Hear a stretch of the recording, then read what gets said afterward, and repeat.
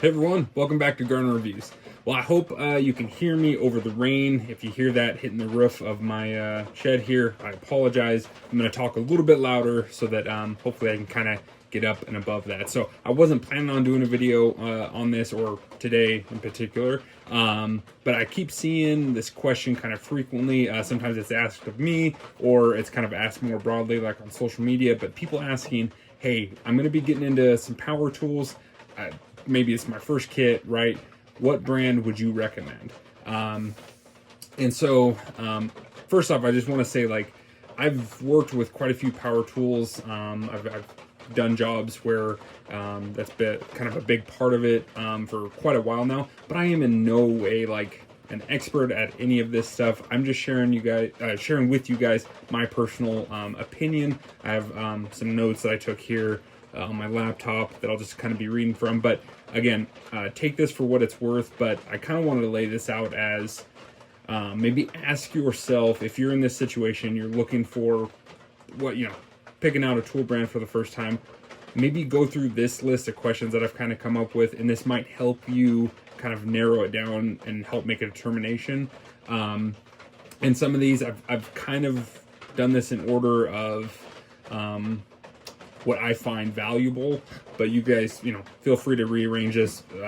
I put pricing near the bottom because honestly, at a certain level, there is some price differences between different brands and stuff like that. But if you're shopping like with sales, and then when you get around the holidays and they have, buy this tool, get this one for free, a lot of times you can kind of wash a lot of that out.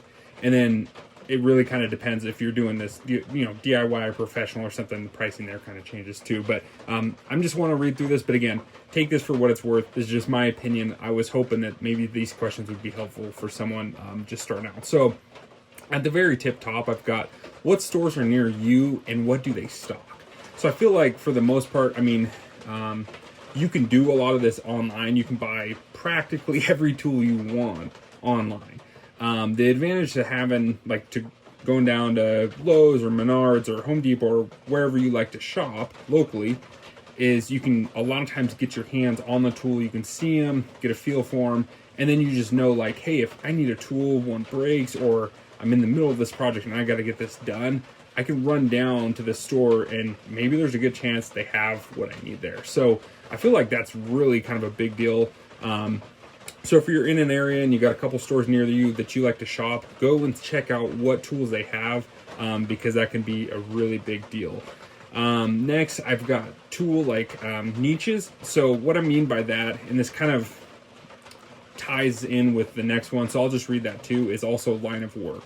So if you're getting into like a specific trade, or that you're doing a lot of a specific task, right, then you may find that you've got kind of like some tool niches, like in the sense that maybe one company makes some power tools that are really designed around plumbing or electrical, or maybe you're doing a lot of carpentry work, and so one brand's known a little bit more for having really high quality saws, that kind of thing.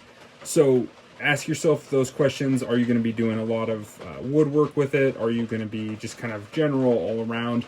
I feel like some of this has been kind of washed out in the previous, more recently, I guess. Most brands now cover so many tasks. They have so many tool options that a lot of this is it used to be back, a while ago, Makita had a really good lineup of carpentry stuff, and if you were into woodworking, that was what a lot of guys went with. But now DeWalt and Milwaukee and so many of them have really good circular saws. They all have really good options for that. And so but it's worth asking the question. And then are you doing, is this a DIY type situation, or are you going to be a professional? Is this going to be how you make money? Or is this something, hey, I've got a big piece of property, or I do a lot of projects or something like that, or it's on the side? Those are two different levels. And I would say that nowadays you still do probably have a pretty good DIY market of power tools, and you definitely have a professional power tool brands.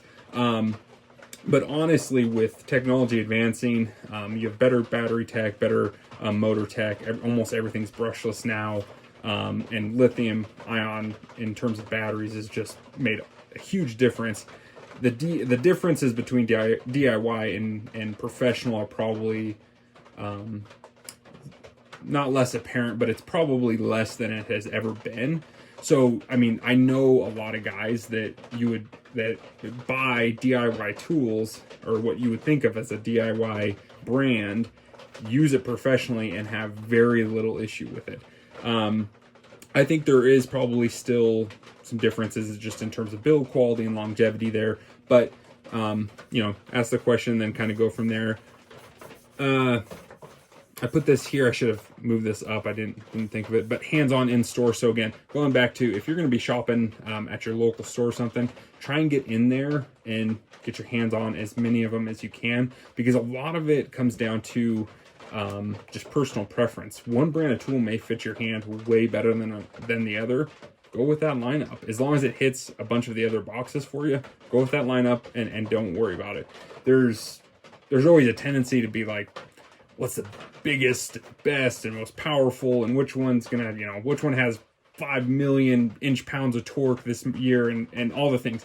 It's all good and it's all relevant, but they're all really powerful. Most of them are going to be able to do everything you require. So honestly, for me, personal preference, how it fits, how it feels in your hand. Is it heavy? Is it light?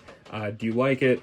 That actually kind of weighs in more than is one slightly more powerful than the other brand.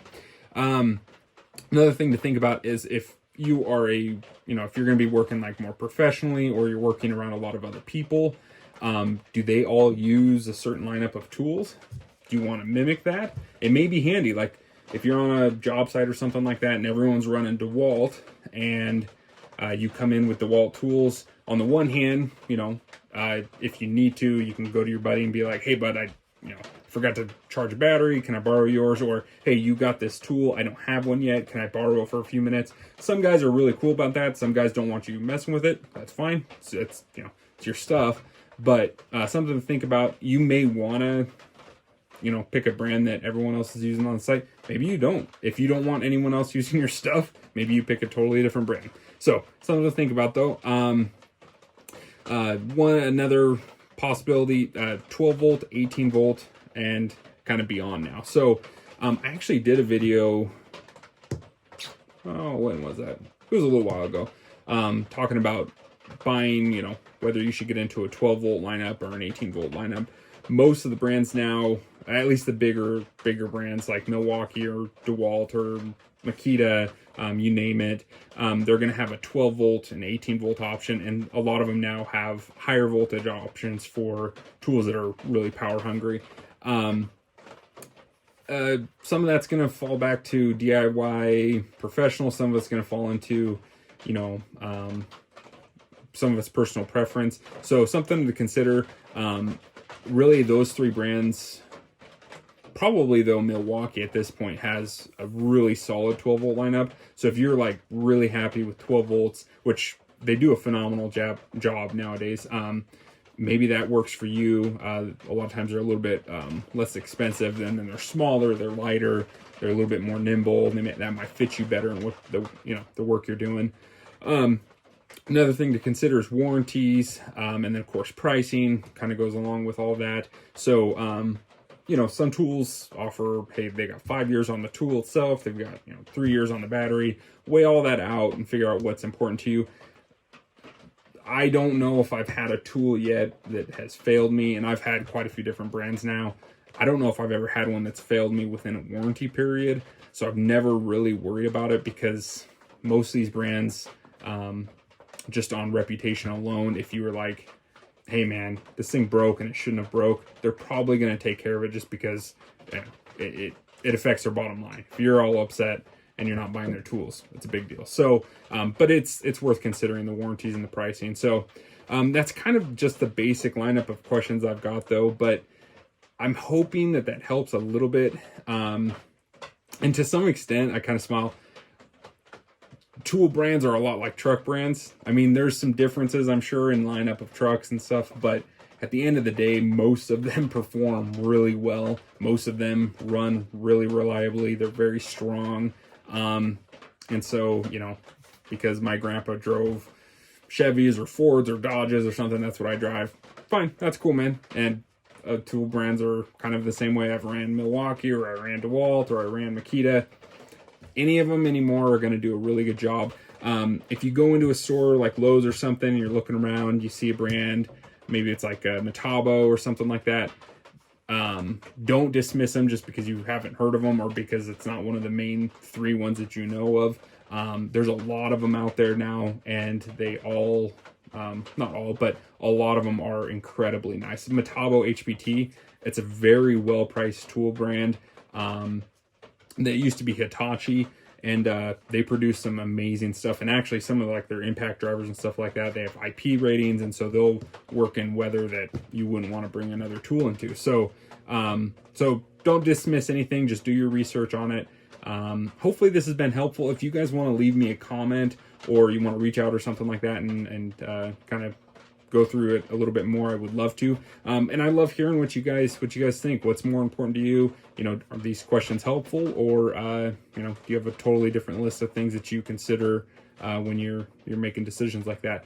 I have a bunch of different tools, and I don't know if I've settled on one single brand as being superior to another. And honestly, I feel like depending on your situation, it might make sense to just kind of pick and choose here and there what you need. So all that's okay.